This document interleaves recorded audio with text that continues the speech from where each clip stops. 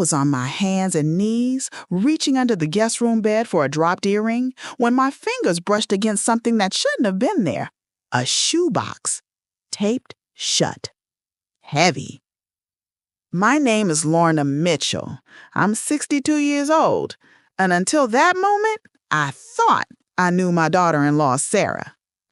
Let me back up. My son Jerome married Sarah 3 years ago. She was beautiful, charming, always knew exactly what to say. The kind of woman who could walk into a room and make everyone feel like the center of attention. Jerome was completely smitten, and I was happy for him. Really, I was. But there were little things, small moments that made me wonder. Like how Sarah never seemed to work, even though Jerome mentioned she had a job. Or how she'd disappear for hours at a time, always with a vague explanation about errands or yoga class. Or the way she'd tense up whenever Jerome mentioned their finances. "Mom, you're being paranoid," Jerome would say when I gently asked questions. "Sarah handles her own money. We keep some things separate. It's healthy." I didn't push. I wanted to trust her.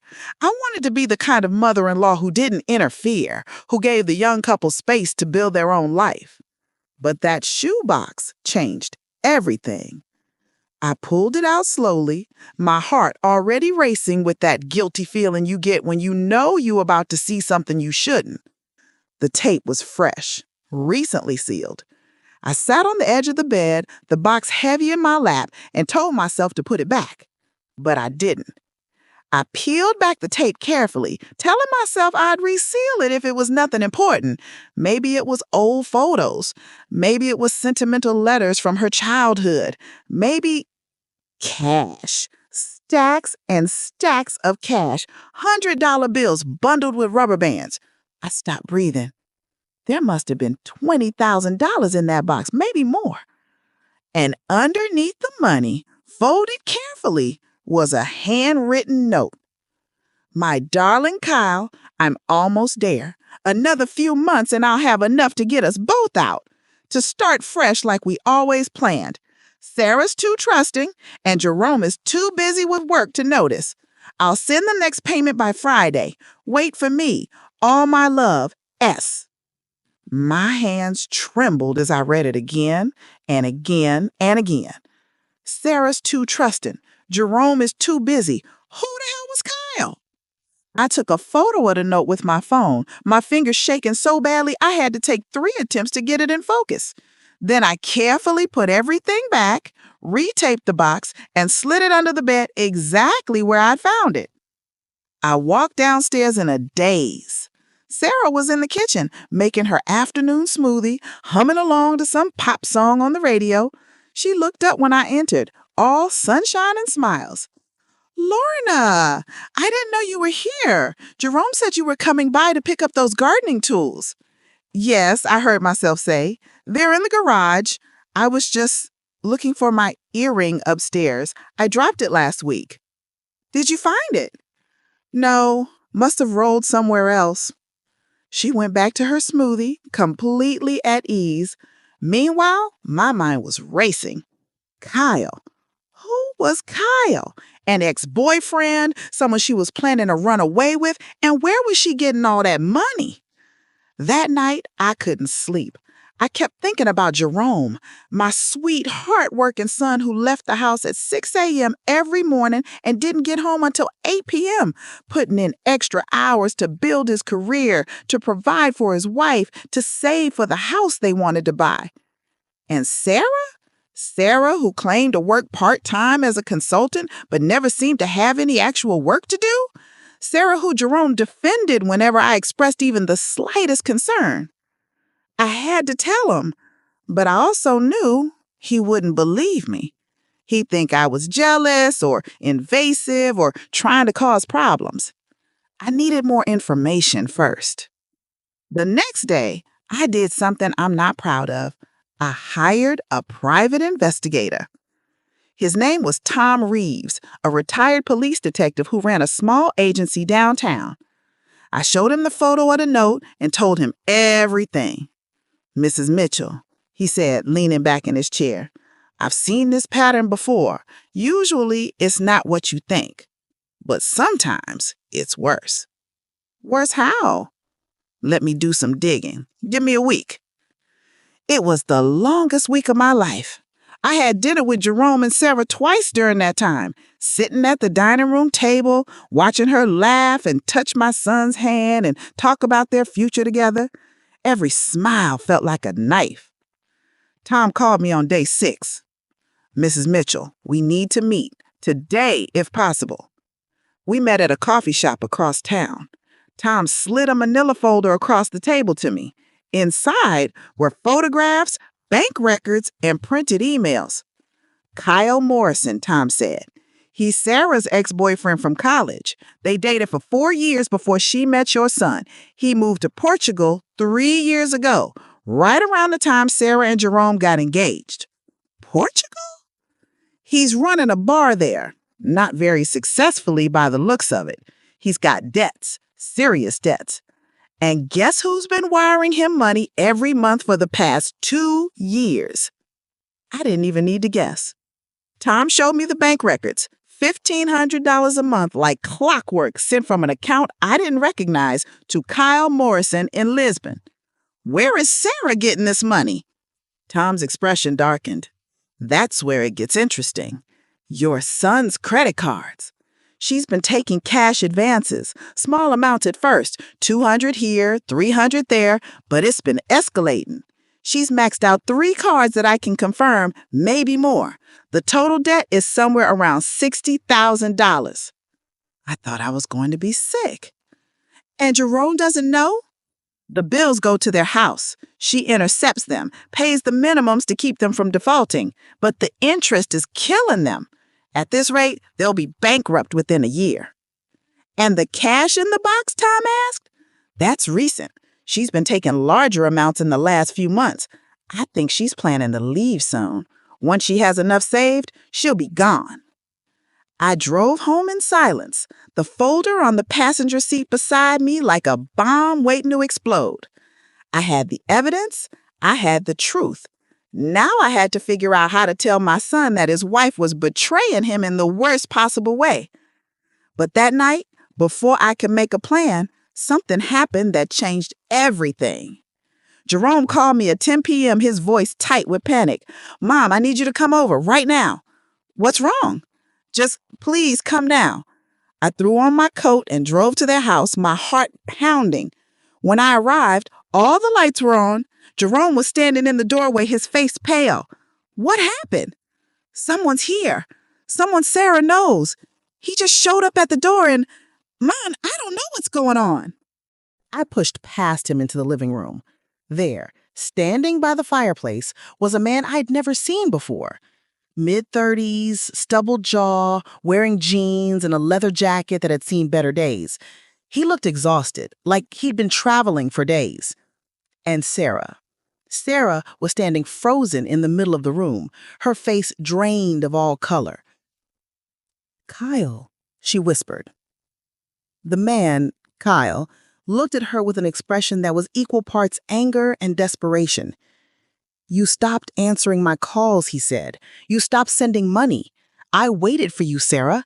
You promised you were coming. I sold everything. I owe people, dangerous people, and you just disappeared. Jerome looked between them, confusion slowly hardening into realization. Who is this? He asked, his voice deadly quiet. Sarah's mouth opened, but no sound came out. Kyle laughed bitterly. I'm her fiancé, or I was, until she decided to marry someone richer. That's not, Sarah finally found her voice. That's not what happened. Then tell me what did happen, Kyle shouted. Tell me why you've been sending me money for 2 years, making promises, saying you'd come to Portugal, that we'd start over, and then nothing. You ghost me. You stop sending money. You leave me with debts I can't pay because I was counting on you.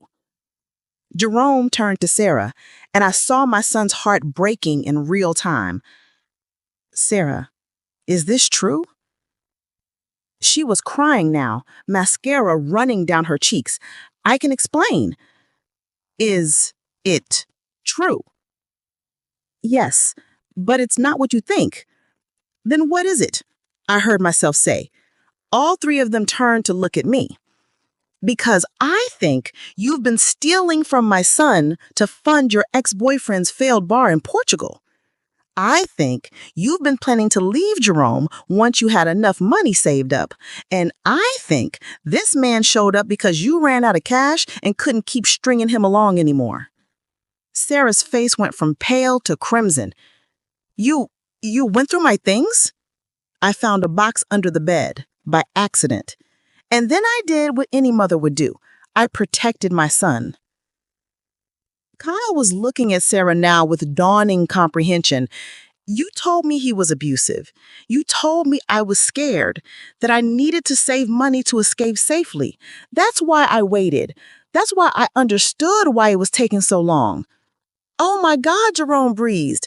I never said he was abusive, Sarah protested. I said things were complicated. You lied, Kyle said flatly, to both of us. The room fell silent except for Sarah's crying. She looked around at the three of us, her husband, her ex-boyfriend, her mother-in-law, and she seemed to realize there was no way out of this. I didn't mean for any of this to happen, she said finally. Kyle and I were going to get married. We had plans. And then I met Jerome, and he was stable and successful, and my parents loved him, and I thought I could have the security I needed. I still wanted. You wanted both, I said coldly. The comfortable life with Jerome and the romantic fantasy with Kyle. So you stole from my son to fund your backup plan. How much? Jerome asked, his voice hollow. Sarah didn't answer. I pulled out my phone and showed him the photo of Tom's report. $60,000 in credit card debt. $1,500 a month to Kyle for 2 years, plus about $20,000 in cash hidden under your guest room bed. Jerome stared at the screen for a long moment. Then he looked at Sarah, and I saw something die in his eyes. Not love. That would take longer to fade. But trust, respect. The foundation of their marriage crumbled in that single look. Get out, he said quietly. Jerome, get out. Tonight. Take whatever you can carry. The rest we'll figure out through lawyers. Where am I supposed to go? Jerome's laugh was bitter. I don't know, Sarah.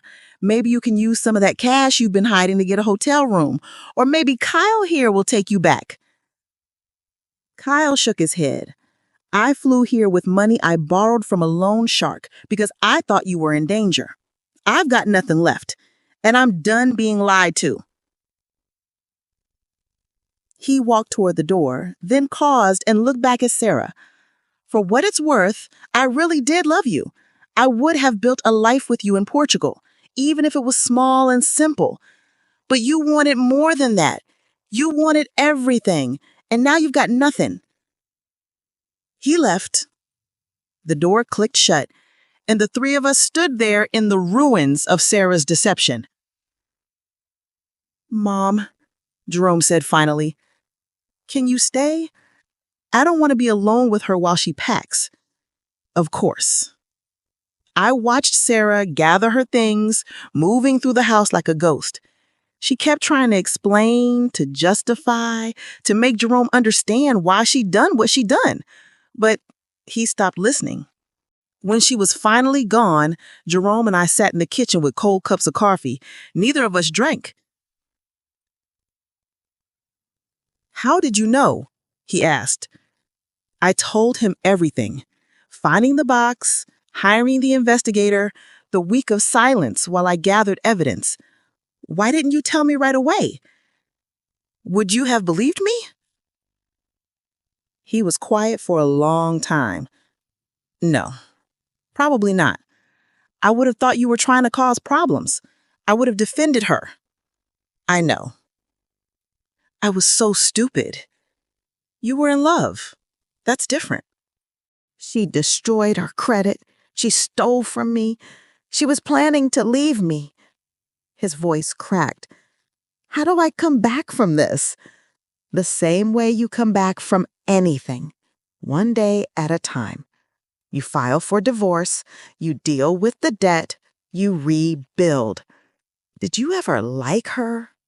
I thought about lying, about making him feel better, but I decided on honesty. I wanted to like her. I tried to like her, but there were always little things that didn't add up. I just didn't want to be that mother-in-law, the one who causes problems. You saved me, Mom. If you hadn't found that box, she might have cleaned us out completely before leaving. We sat there until the sun came up, talking through everything. The warning signs he'd missed, the lies that seemed so small at the time, the future he'd imagined that would never exist now. 3 months later, Jerome's divorce was finalized. Sarah didn't contest it, couldn't contest it, with all the evidence Tom had gathered. She'd moved back with her parents in another state, and according to the lawyer, she'd taken a job as a waitress to start paying off her debts. Kyle, I heard through a mutual acquaintance, had returned to Portugal and sold his bar. He was working as a bartender for someone else now, slowly paying off what he owed. And Jerome threw himself into rebuilding. He got a financial advisor, started therapy, began the long process of healing from betrayal. One Sunday afternoon, he came over for dinner. We were sitting on my back porch watching the sunset when he said, "I've been thinking about dating again." Already. Not tomorrow, but eventually. And when I do, I want you to meet whoever it is early, like second date early. Why? Because you see things I don't. You saw through Sarah when I was too blind to notice. I need someone who'll be honest with me, even when I don't want to hear it. I reached over and squeezed his hand. I'll always be honest with you, even when it's hard. I know. That's why I'm asking. We sat there in comfortable silence, and I thought about that shoebox under the bed, about how one accidental discovery saved my son from years of additional betrayal, about how sometimes the worst moments lead to the most important truths. Mom, Jerome said after a while, thank you for trusting your instincts, for protecting me even when I wouldn't have protected myself. That's what mothers do, I said simply. And I meant it. Because sometimes love isn't just about support and encouragement. Sometimes it's about digging up uncomfortable truths. Sometimes it's about making hard choices that temporarily hurt the people you're trying to protect. Sometimes love looks like a shoebox full of secrets and the courage to expose them. Jerome is doing well now. Better than well, actually. He got a promotion at work. He's traveling. He's rediscovering who he is outside of that marriage. And yes, eventually, he'll date again. He'll trust again. But this time, he'll do it with his eyes open. And I'll be there, watching, loving him, ready to find another shoebox if I need to. Because that's what mothers do. We protect our children, even when they're grown, even when it's messy, even when we have to get down on our hands and knees and reach under the bed for a truth that nobody wants to find. Did you like my story? Which city are you listening from? Let's meet in the comments. If you like the story, you can support me by liking and subscribing so I can keep bringing more stories like this. Now on to the next one. The inheritance they never saw coming. I was walking past the kitchen to get my reading glasses when I heard my name. Not the way you hear it in love or concern, but the way you hear it in a business transaction. Cold, calculated, final. Mom won't know until it's done, my son David said. The realtor says we can get at least 800 grand for this place. Split 3 ways, that's over 250K each. My daughter Rebecca laughed. Not her real laugh, the one I used to hear when she was little and I'd chase her around this very kitchen. This was different, sharper. She'll probably be relieved, honestly. This house is way too big for her to manage alone. We're doing her a favor. And the apartment building downtown? That was my youngest, Patricia. Always the practical one. We sell that too? Everything, David said. Once we get power of attorney, we liquidate it all. She's 62, not senile. We just need her to sign the papers. Tell her it's for estate planning or something. I stood there in the hallway, one hand on the wall to steady myself. My husband Thomas had been dead for 8 months. 8 months of my children suddenly being so attentive, so concerned about my well-being, so helpful with paperwork. Now I understood why. My name is Lorna Mitchell. I'm 62 years old, and until that moment, I thought I knew my children. Thomas died on a Tuesday. Heart attack. He was pruning the roses in our backyard, the ones we'd planted on our 25th anniversary. I found him lying there among the petals, his gardening gloves still on, a peaceful expression on his face, as if he'd just decided to take a nap in the sunshine. The funeral was beautiful. My 3 children stood beside me, holding my hands, crying genuine tears. Or at least I thought they were genuine at the time. David gave a eulogy about what a wonderful father Thomas had been. Rebecca organized the reception. Patricia handled all the paperwork with the funeral home. They were so helpful. After the funeral, they started coming around more often. David would stop by twice a week to check on me. Rebecca insisted on taking me grocery shopping every Saturday.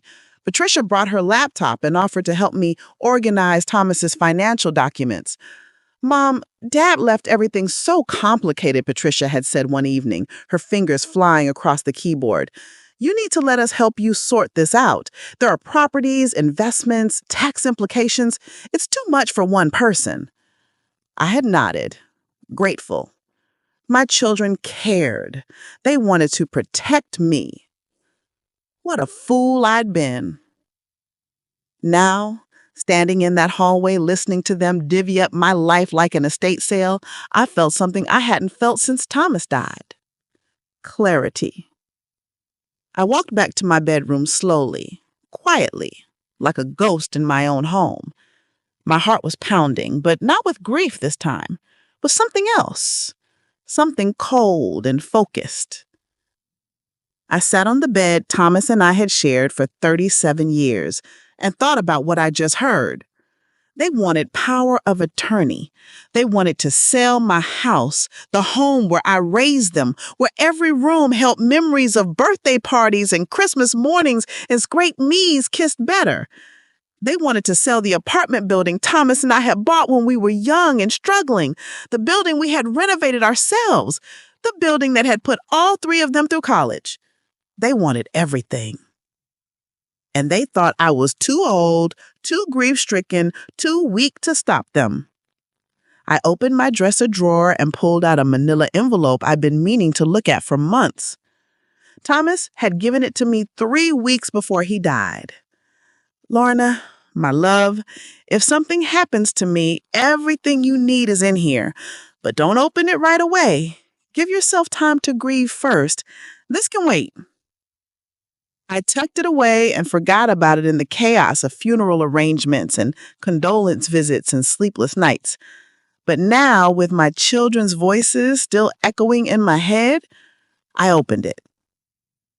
Inside was a letter in Thomas's neat handwriting, along with legal documents, deeds, and bank statements. My darling Lorna, if you're reading this, I'm gone. And I'm so sorry I had to leave you, but I need you to know something important. You are not helpless. You are not alone, and you are not poor. Over the past 15 years, I've been restructuring everything we own. Not because I didn't trust you to handle it, but because I knew what our children would become. I saw it happening gradually, the way David started measuring love in dollar signs, the way Rebecca compared her life to her friends' Instagram posts, the way Patricia treated family gatherings like networking events. I didn't want to believe it. No father does. But I needed to protect you. Everything we own, the house, the apartment building, the commercial properties downtown, the investment accounts, is held in an irrevocable trust. You are the sole beneficiary. You have complete control. The children are listed as secondary beneficiaries, but only after your death and only if you choose to change the trust terms. The most important part, they can't touch it while you're alive. They can't sell it. They can't borrow against it. They can't even know about the trust unless you tell them. I've made you rich, my love, not just in money, but in power. Use it wisely. All my love, forever. Thomas. My hands were shaking as I read through the legal documents. Thomas had worked with a lawyer I'd never heard of, someone from another city. The trust was ironclad, and there was more money than I'd imagined. Much more. That night, I lay in bed staring at the ceiling, listening to my children's voices drift up from the kitchen as they celebrated their plan. They'd opened a bottle of the good wine, the one Thomas had been saving for a special occasion. This was their special occasion, my downfall. I smiled in the darkness. Thomas had always been 3 steps ahead of everyone. Even in death, he was protecting me. Over the next 2 weeks, I let them think their plan was working. David brought me papers to sign. Just estate planning stuff, Mom, making sure everything's organized. I read every word carefully, then smiled sweetly. Oh, honey, I appreciate this, but I already have all my affairs in order. Thomas set everything up years ago. His face twitched. But Mom, Dad's arrangements might be outdated. Tax laws change. We should really review. That's so thoughtful, I interrupted, but no thank you, dear. Rebecca tried a different approach. She took me to lunch at my favorite restaurant and held my hand across the table. Mom, I'm worried about you. This house is so big and empty now. Have you thought about downsizing? Maybe moving into a nice senior living community. They have activities, social events. You want me to move into an old folks' home? I asked gently. Not an old folks' home, a luxury retirement community. And think about it, Mom. You could sell this house, live somewhere maintenance-free, travel, enjoy your golden years. With the money from selling my house? Well, yes. You'd have so much more financial freedom. I took a sip of water. I'll think about it, sweetie. Patricia was the most persistent. She showed up with her laptop and a folder of printouts. Mom, I've been doing some research. If we sell the house and the apartment building and invest the money properly, you could live very comfortably off the returns. You'd never have to worry about property taxes or maintenance or tenants again. The apartment building? I asked innocently. I didn't realize you knew about that. She blinked. Dad mentioned it once. The point is, these properties are just sitting there, accumulating expenses. We should liquidate while the market is good. We? I mean, you. You should liquidate. I smiled. I'll definitely consider it. Each time I deflected their attempts, I could see the frustration building. They had expected me to be compliant, grateful even. Instead, I was being difficult. Good. Meanwhile, I called the lawyer whose name was in the envelope, Marcus Chin. He agreed to meet me at his office the following Tuesday. Mrs. Mitchell, he said, shaking my hand warmly, Thomas spoke about you often. I'm so sorry for your loss. Thank you. I found the envelope. His expression shifted to something more serious. I see. And you've read everything. Every word. And I've also discovered that my children are trying to get power of attorney so they can sell everything I own. Marcus's jaw tightened. Thomas warned me this might happen. He wanted you to be protected. The trust is structured specifically to prevent this kind of exploitation. I know, but I need your help with something else. Name it. I want to let them think they're succeeding. Marcus leaned back in his chair, a small smile playing at his lips. Go on. I told Marcus my plan. He listened without interrupting, and when I finished, he nodded slowly. It's poetic, he said. Your husband would have appreciated it. Will you help me? It would be my honor. Over the next week, Marcus set everything in motion. Meanwhile, I continued to play the grieving widow perfectly. I let my children think I was starting to crack. You know, I said to David one evening, you might be right about the house. It is very big for one person. His eyes lit up. So you're considering selling? Maybe. I don't know. It's all so overwhelming. That's exactly why you need help, Mom. Let us handle the complicated stuff.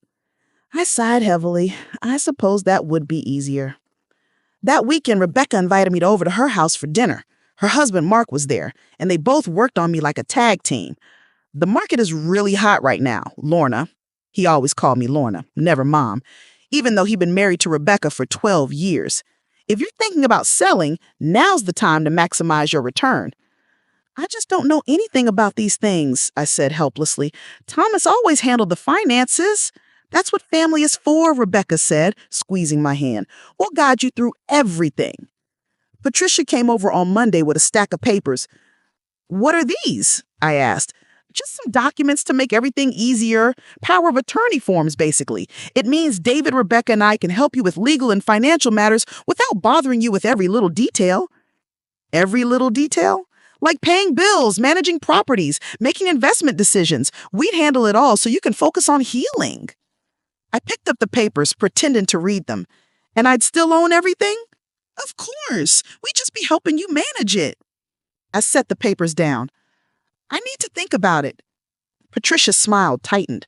Mom, there's really nothing to think about. This is standard stuff. It's what every widow does. Is it? Yes. She pushed the papers closer. Just sign here, here, and here. I looked at her. Really looked at her. When had my youngest daughter become this person?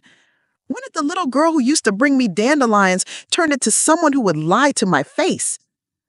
I'll call you tomorrow with my decision, I said quietly. After she left, I sat at the kitchen table for a long time. Tomorrow was the day. Tomorrow, everything would change. I called Patricia the next morning. I'll sign the papers, I said, but I want all three of you here when I do it. This is a big decision. I want my whole family present. Of course, Mom, Patricia said. I could hear the relief in her voice. We'll come over tonight. 6 o'clock? Perfect. I spent the day preparing. I cleaned the house, set out refreshments, even put out the good china teacups, the ones Thomas's mother had given us as a wedding present. At 5:55, the doorbell rang. All three of my children arrived together. They must have coordinated. They walked in smiling, but I could see the tension underneath, the anticipation. Mom, you look nice, Rebecca said, kissing my cheek. Thank you, dear. I wanted to look presentable for this important moment. We sat in the living room. Patricia pulled out the power of attorney documents and spread them on the coffee table. So, she said, do you have any questions before you sign? Just one, I said. Why? They exchanged glances. Why what, Mom? David asked. Why are you doing this to me? The room went very quiet. Mom, we're not doing anything to you, Rebecca said carefully. We're helping you. By selling my house while I'm still living in it? Patricia's face went pale. What? I heard you. 2 weeks ago, in the kitchen. You were planning how to divide up the money from selling my home. David stood up. Mom, you misunderstood. Did I? You said, and I quote, Mom won't know until it's done. You said you'd get power of attorney and liquidate everything. You opened Dad's good wine to celebrate. Rebecca's eyes filled with tears. Mom, we were just talking. We didn't mean for me to hear? Or didn't mean for me to remember that I'm a human being, not a financial asset to be managed. This is ridiculous, Patricia snapped. We're your children. We love you. We're trying to help you because you clearly can't handle things on your own. Can't I? You're 62 years old. You're grieving. You're not thinking clearly. These properties are too much responsibility. For me or for you? The doorbell rang. Excuse me, I said. That'll be my lawyer. I watched their faces as I walked to the door. The confusion, the panic starting to set in. Marcus Chen walked in carrying a briefcase. He nodded to me, then turned to my children. Good evening. I'm Marcus Chen, attorney at law.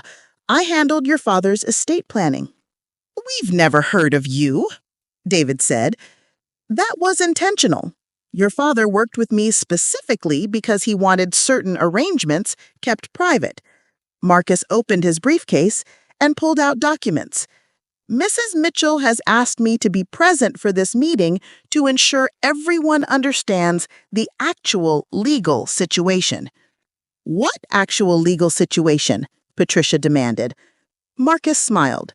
It wasn't a friendly smile. The situation in which your mother owns outright and irrevocably every single asset your father left behind. The house, the apartment building, the commercial properties downtown, the investment accounts, all of it is held in a trust that your mother controls completely. That's impossible, Rebecca whispered. It's very possible. Your father established this trust 15 years ago specifically to prevent what you're attempting to do right now. We're not attempting anything, David shouted. You're attempting to acquire power of attorney under false pretenses so you can sell your mother's property for your own financial gain. That's elder financial abuse. It's a crime. The room went silent except for Rebecca's crying. Dad knew, Patricia said slowly. He hoped you wouldn't, I said quietly. He really hoped you wouldn't, but he prepared for it anyway because he loved me enough to protect me. So what now? David's voice was hard. You're going to press charges? Have us arrested?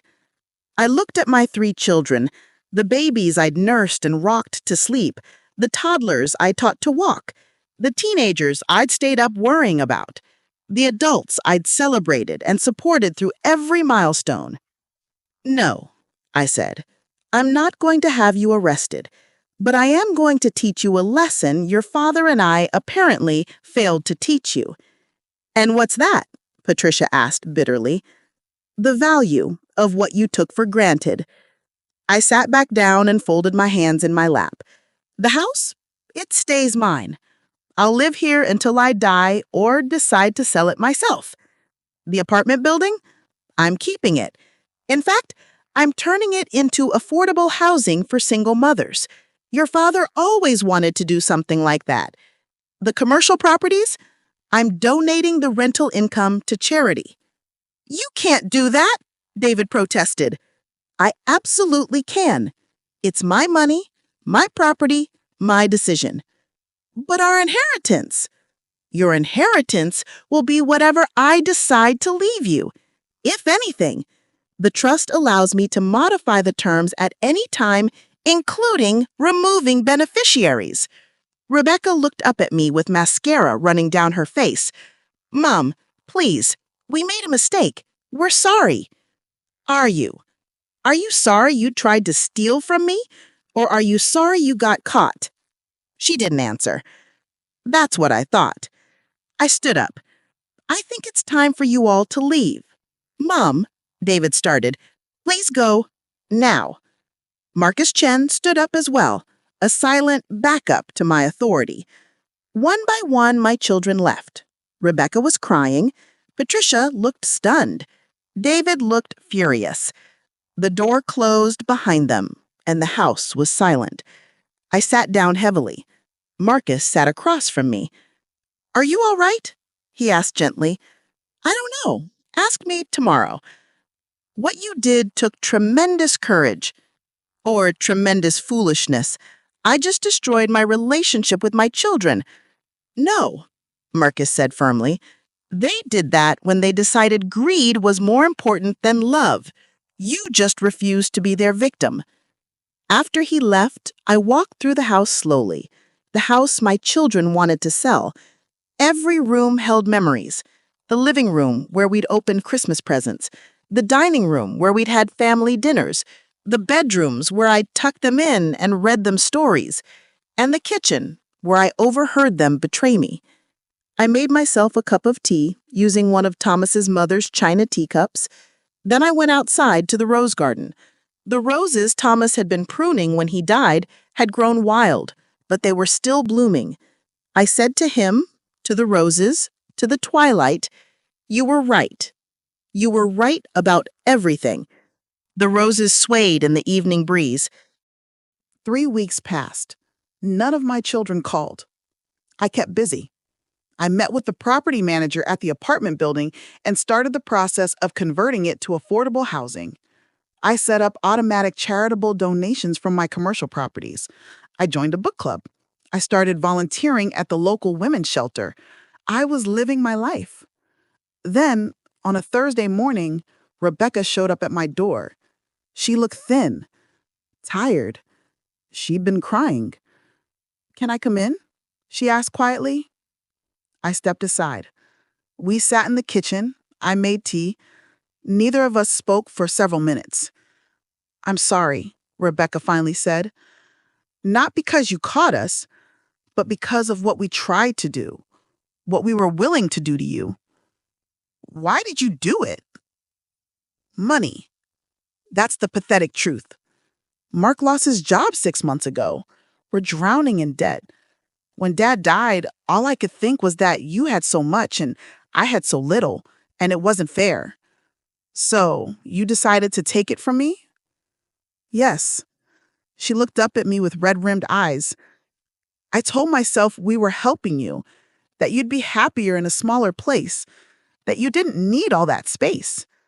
But the truth is, I didn't care what you needed. I only cared what I wanted."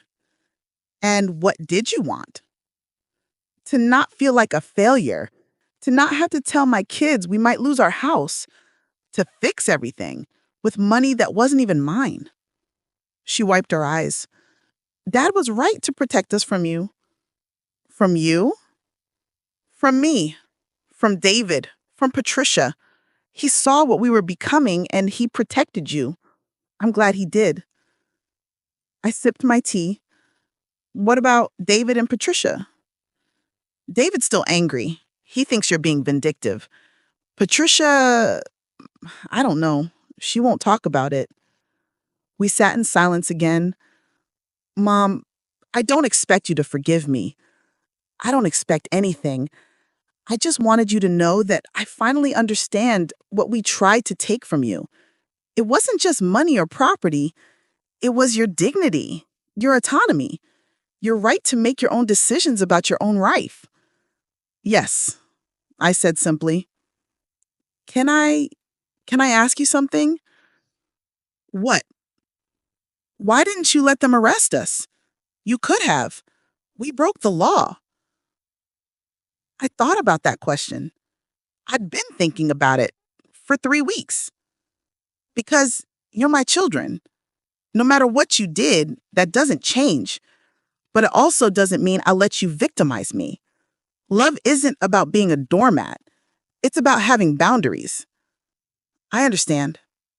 Rebecca stood up. "Thank you for the tea and for talking to me." She walked to the door, then turned back. "Mom, the house? The one Dad built. It's beautiful the way it is. I'm glad you're keeping it." After she left, I cried.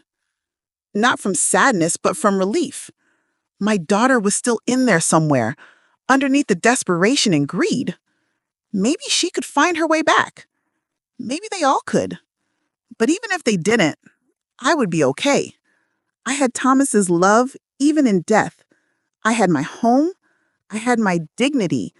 I had my strength. And I had finally learned that sometimes the greatest act of love is refusing to be destroyed by those who claim to love you. That night, I sat in the rose garden and talked to Thomas.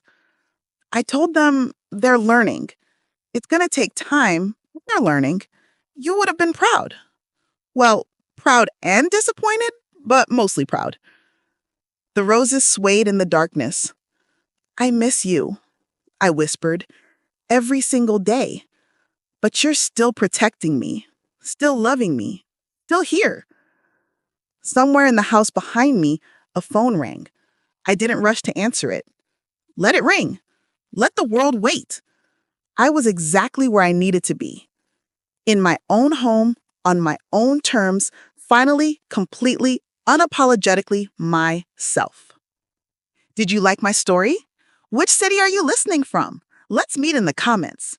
If you like the story, you can support me by hitting the like and subscribe buttons so I can keep bringing more stories like this. Thank you so much for your sweet support.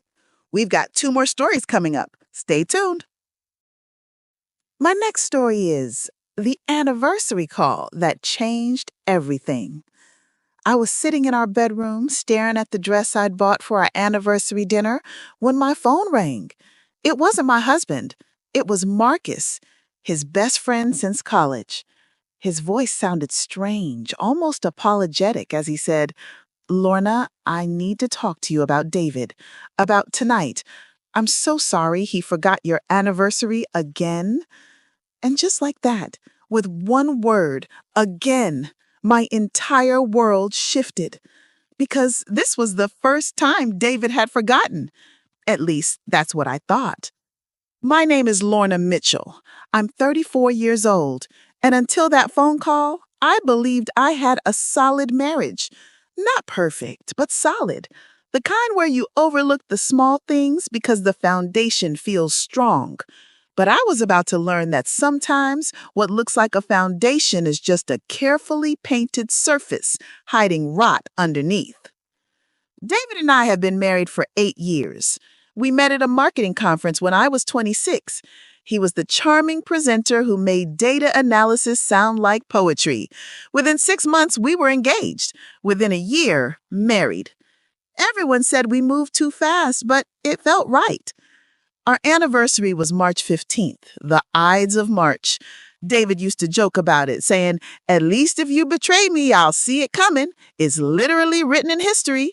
We'd laugh and I'd kiss him and say I'd never be his Brutus. How naive I was. That morning, I woke up expecting something.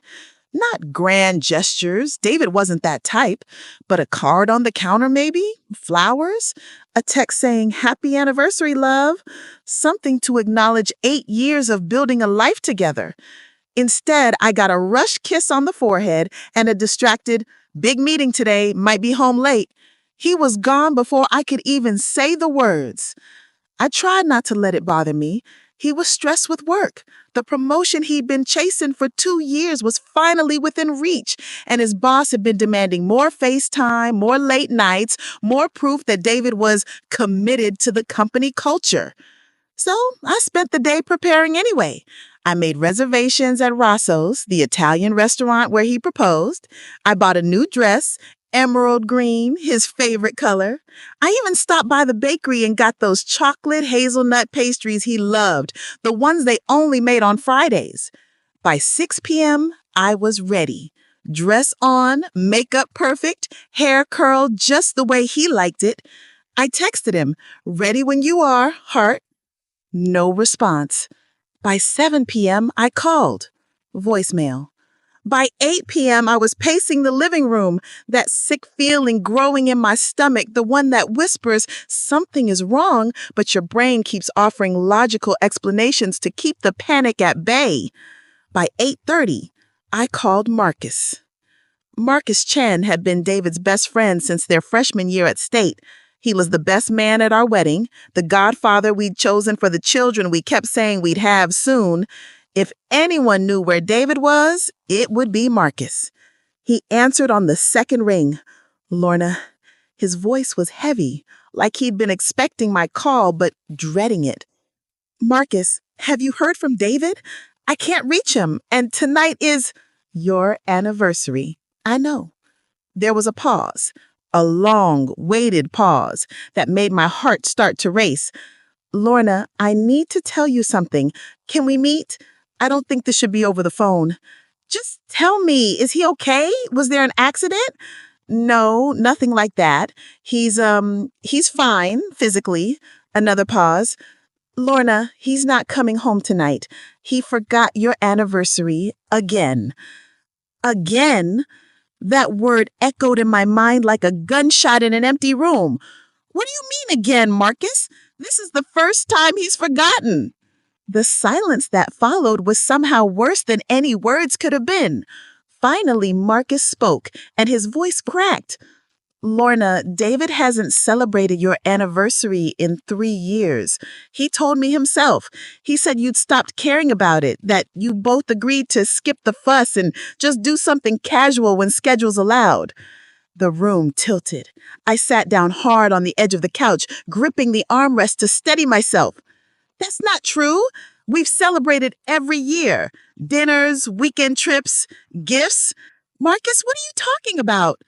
I need to see you. Where are you? I'm home, where I've been waiting all night in a freaking dress for a husband who apparently doesn't think I'm worth remembering. I'm coming over. Don't call him yet, please. Lorna, let me explain in person. He hung up before I could respond. I sat there in my emerald green dress, watching the clock. Each minute felt like an hour. My mind was racing through memories, trying to find the cracks, the signs I'd missed. 3 years, Marcus had said. 3 years of fake anniversaries? But that couldn't be right.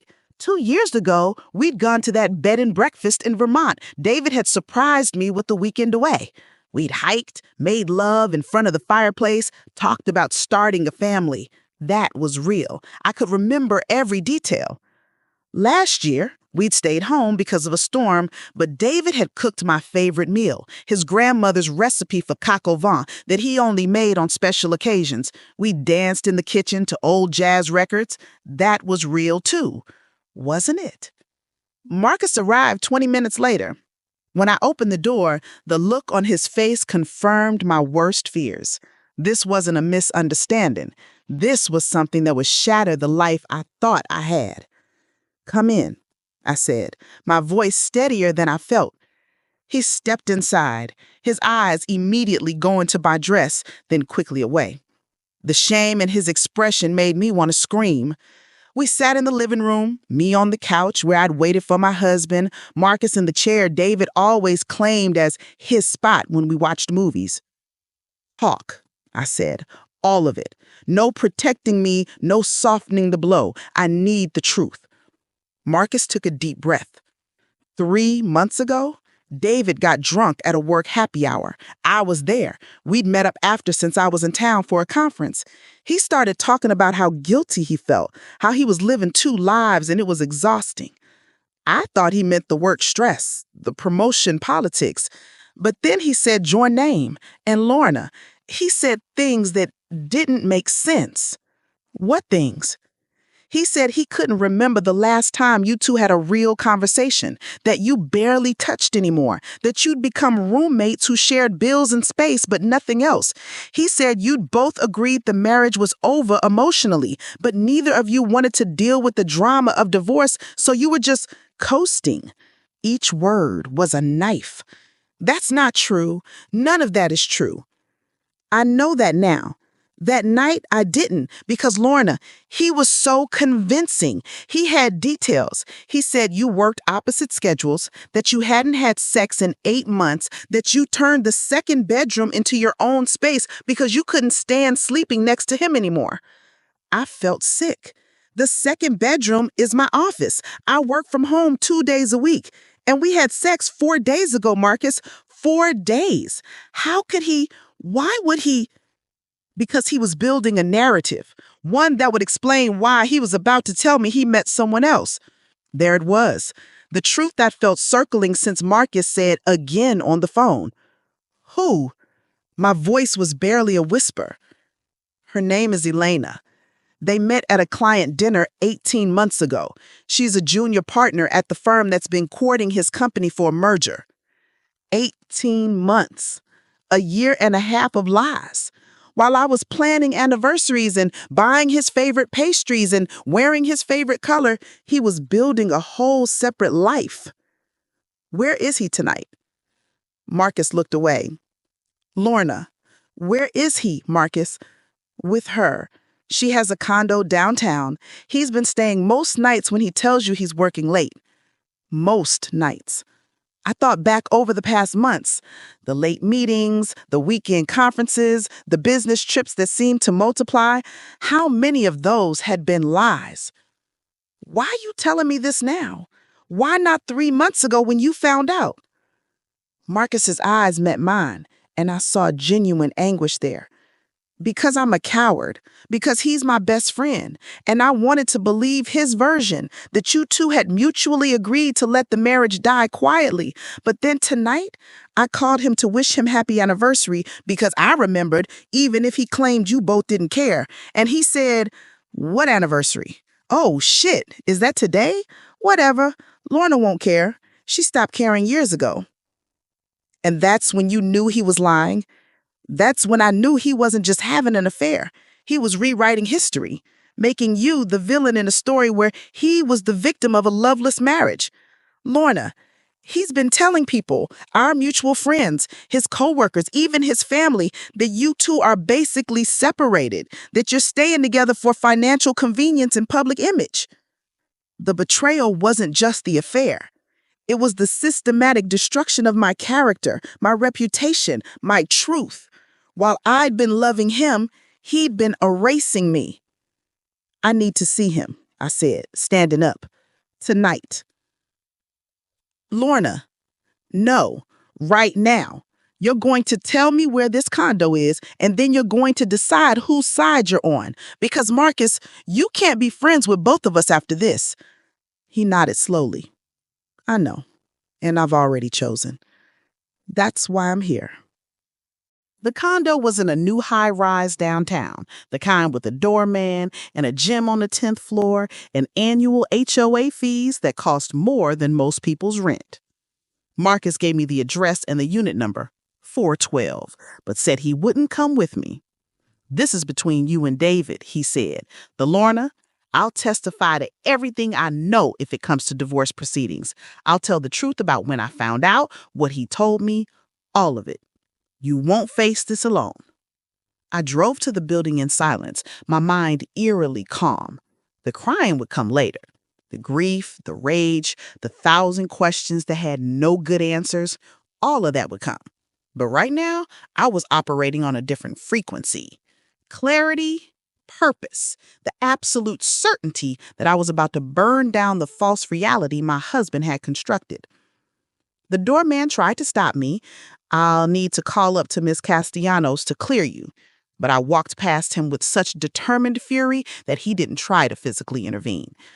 I took the elevator to the 4th floor, my heels clicking on the marble like a countdown.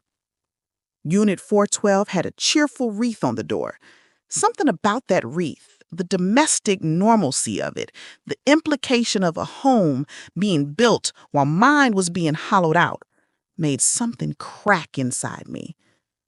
I knocked, hard, 3 times.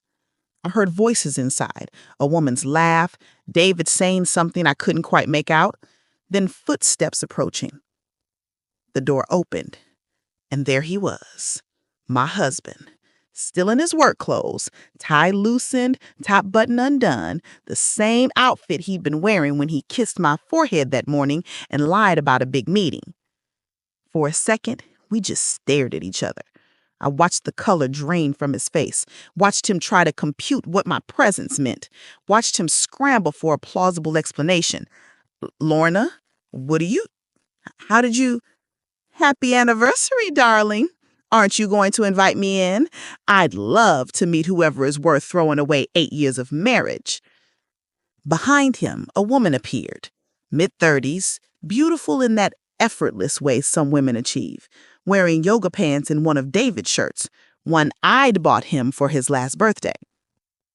She looked confused. "David, who is this?" "I'm his wife, Lorna Mitchell. Though apparently I'm the only one who didn't know I was supposed to be his ex-wife. Elena, is it? Her face went pale. His wife? David, you said you were divorced. You said it was final last year. Oh, this was beautiful. He'd lied to her, too. Built her a different fantasy where he was the noble man leaving a dead marriage, not the coward having an affair. Not divorced, I said, stepping into the condo without invitation. Very much married. 8 years today, actually. We have dinner reservations at Rosso's. You know, the restaurant where he proposed.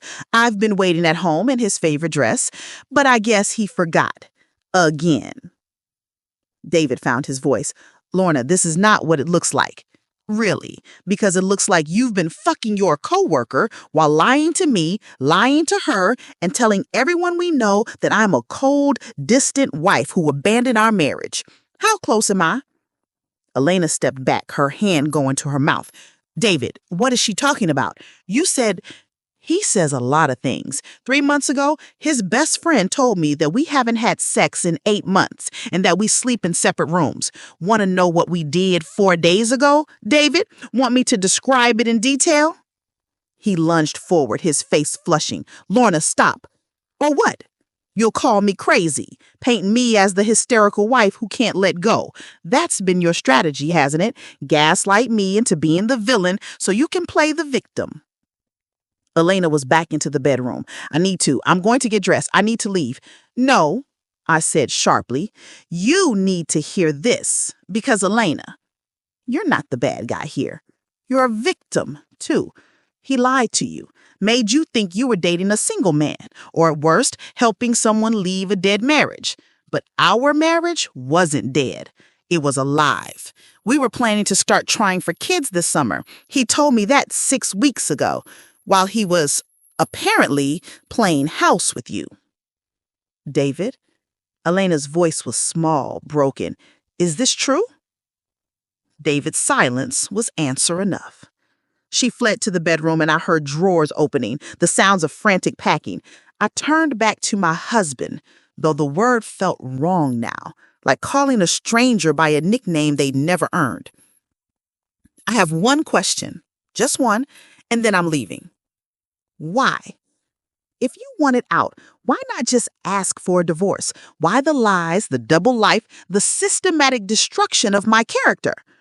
He sat down heavily on the couch, probably the couch they'd shared, where he'd held her the way he used to hold me. When he looked up, there was something in his eyes I'd never seen before. Not guilt, not remorse. Resentment. Because you would have made it difficult, he said finally. You would have asked questions, demanded explanations, wanted to try couples therapy. You would have told our families, our friends. You would have made me the bad guy. You are the bad guy, David. No, I'm the guy who outgrew a marriage he entered too young. I'm the guy who wanted something different, but knew you'd never let me go quietly. So yes, I built a new life. And yes, I made you the excuse instead of the victim. Because it was easier than facing your tears and your hurt and your desperate attempts to fix something I didn't want fixed anymore. There it was, the truth underneath all the lies. He hadn't forgotten me. He'd erased me. Methodically, deliberately, turning me into a character he could blame so he wouldn't have to face what he was doing. Elena emerged from the bedroom, a bag swung over her shoulder, her eyes red. She looked at David with something like disgust. We're done. Completely done. I don't know who you are, but you're not the man I thought I was dating. She turned to me. I'm sorry. I truly didn't know. I believe you. And I did. She left, the door clicking shut behind her with a finality that echoed in the sudden silence. David and I sat there, 10 feet apart, 8 years between us, nothing left to say that mattered. I'll have my lawyer contact yours, I said, standing. And David, you wanted me to be the distant, cold, uncaring wife in your story? Congratulations. That's exactly who I'm going to be from this moment forward. I left that condo and drove. Not home, but to the one place I knew I'd find clarity, my sister Rachel's house. She opened the door in her pajamas, took one look at my face, and pulled me inside without a word. Within 10 minutes, I was on her couch with a glass of wine, telling her everything. "That motherfucker," she breathed when I finished. "Lorna, we're destroying him. Legally, socially, professionally." "No," I said quietly. "We're not doing any of that." "What? Why not? He deserves to fade into irrelevance, to be forgotten the way he tried to make me forget my own worth. Revenge isn't public destruction, Rach. It's private resurrection. It's me building something so magnificent from the ashes of this marriage that he'll spend the rest of his life knowing he gave up something irreplaceable for something temporary." Rachel stared at me. "When did you get so wise?" "About 20 minutes ago, when I realized I've been trying to love someone who stopped being worthy of it years ago. I just didn't see it because I was too busy being the wife he pretended to want while actually resenting." The next morning, I called the best divorce attorney in the city. Her name was Victoria Cross, and her reputation preceded her. She was known for protecting betrayed spouses with the ferocity of a mother lion. "Mrs. Mitchell, I'm going to be very direct with you. Your husband has been building a paper trail that paints you as an uninvolved, emotionally absent spouse. Do you have any evidence to counter this narrative?" I have 8 years of texts, emails, photos, calendar entries for dinners and trips, credit card statements showing gifts and date nights. I have our couple's bucket list we made last year. I have everything. Good, because we're going to bury him in documentation. Now, tell me about assets. What Victoria discovered over the next 2 weeks was almost as shocking as the affair itself. David hadn't just been building a new relationship. He'd been building a new financial life. He'd opened credit cards in his name only, accumulating debt he'd hidden from me. He'd been siphoning money from our joint account, small amounts, 200 here, 500 there, into a separate account I didn't know existed. He'd even started transferring funds from our investments, liquidating pieces of our retirement to finance his double life. He was planning an exit strategy, Victoria explained during one of our meetings. This wasn't a spontaneous affair that got out of hand. This was premeditated financial separation, disguised as infidelity. But Victoria also found something else, something that changed everything. "Lorna, did you know you're listed as the sole beneficiary on a life insurance policy worth $2 million that David's company provides?" Yes, that's standard. We both have policies through our employers." "Right. And did you know that 3 weeks ago, David tried to change the beneficiary to Elena Castellanos?" My blood ran cold. "What?" "The paperwork was flagged because it requires spousal consent for changes. The company's HR department sent you a letter. Did you receive it?" I hadn't, but I knew where it probably was, mixed in with the pile of mail that David always volunteered to sort through when he got home before me. "Victoria, what are you suggesting?" She leaned forward. "I'm not suggesting anything. I'm telling you facts. Your husband was building a paper trail that paints you as a mentally unstable spouse to mutual acquaintances. I've seen this pattern before, Lorna, and it never ends well." The implication hung in the air between us. I came in angry about an affair. I was leaving terrified about something far more sinister. What do I do? We move fast. We file immediately, we freeze all joint accounts, we document everything, and we make sure everyone who matters knows the truth before he can spin another lie. The divorce became public faster than David expected. Within 48 hours of me filing, the narrative he'd been building collapsed. Marcus made good on his promise.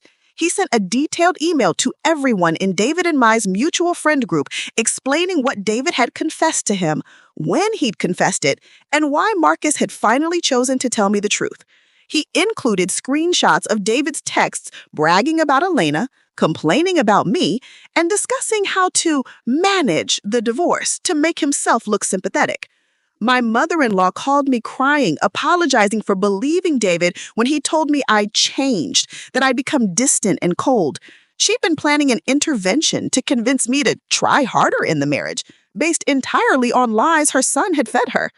David's sister sent me a text. "I'm sorry I didn't see it. He's always been good at playing the victim. You deserve better." But the most satisfying development came from an unexpected source. Elena called me. She said she didn't expect me to want to talk to her, but she found something I needed to know about.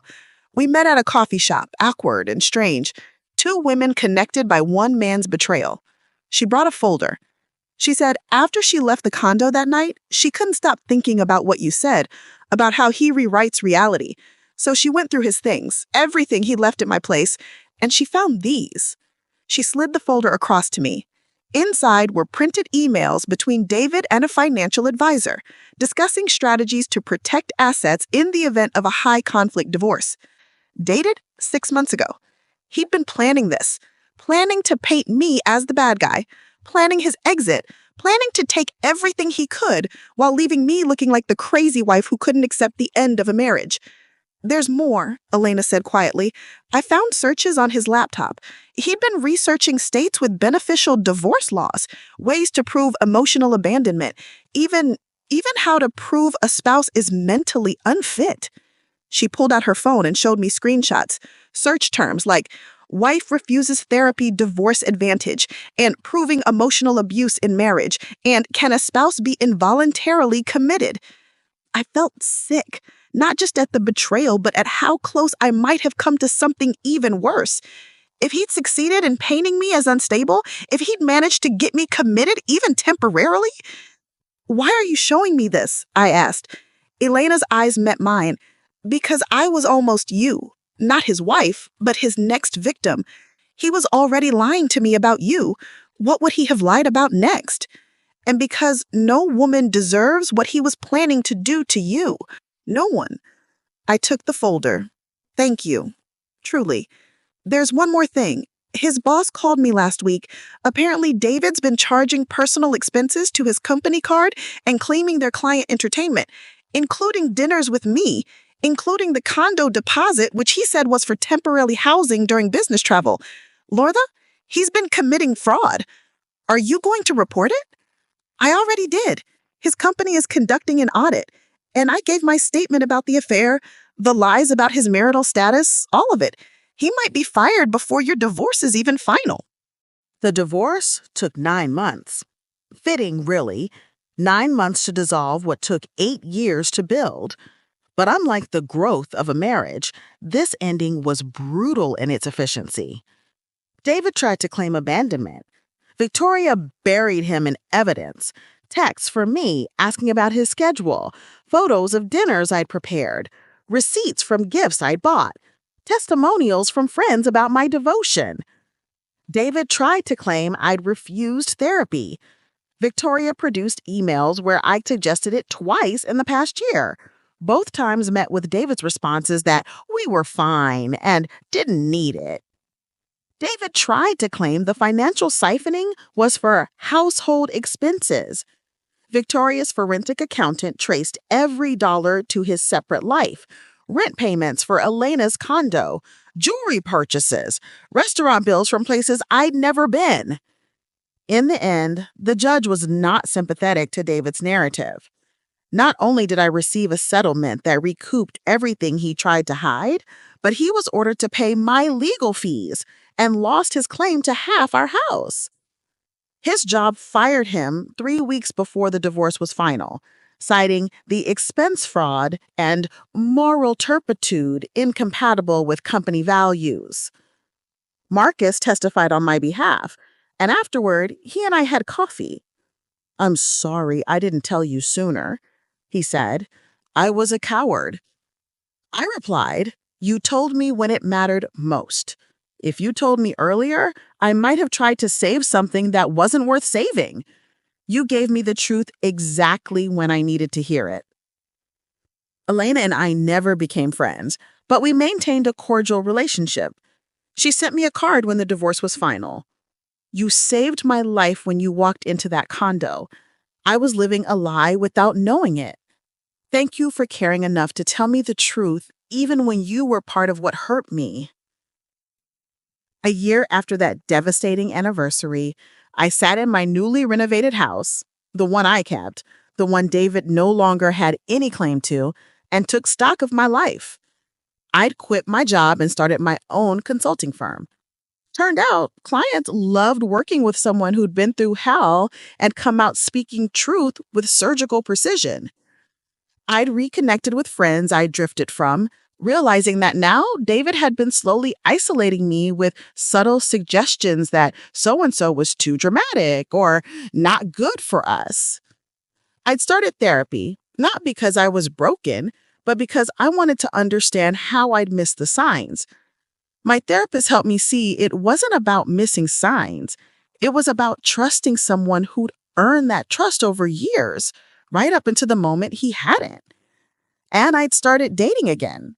Nothing serious, but I'd learned to trust my instincts better, to value actions over words, and to never again accept working late as an explanation without follow-up questions. On March 15th, the anniversary that changed everything, I treated myself to dinner at Rosso's. Alone. Unapologetically alone. The server recognized me. "Miss Mitchell, we haven't seen you in a while. Will someone be joining you?" "No," I said and smiled. "Just me tonight. I'm celebrating." "Oh, what's the occasion?" "The anniversary of the day I stopped accepting less than I deserved." I ordered the wine David used to choose, the pasta I'd always wanted to try, but he'd said was too adventurous, and the dessert that was too expensive for a regular Tuesday. And it was perfect. Because the greatest revenge isn't destruction, it's reconstruction. It's building yourself into someone so completely whole that you no longer need the validation of someone who tried to hollow you out. David lives in a studio apartment now, working a job 3 levels below where he was, still trying to date, but now tagged in mutual circles as that guy who lied about his wife. Elena moved to another city for a fresh start. Marcus and I still get coffee monthly. He's dating someone new, and he always asks my opinion, just to make sure I'm not being an idiot again. And me? I'm living a life that's authentically mine. No performance, no pretending, no accepting the bare minimum while being gaslit into thinking it's abundance. That phone call from Marcus didn't just destroy my marriage, it destroyed the illusion I'd been living in. And from that destruction, I built something infinitely better. A life where forgetting my worth was never an option again. Did you like my story? Which city are you listening from? Let's meet in the comments. If this story touched you, you can support me by clicking like and subscribe so I can keep bringing more stories like this. Thank you for your support. I'm looking forward to your comments. On the screen, you can see 2 new life stories that I highly recommend. There's so much more on my channel. See you next time.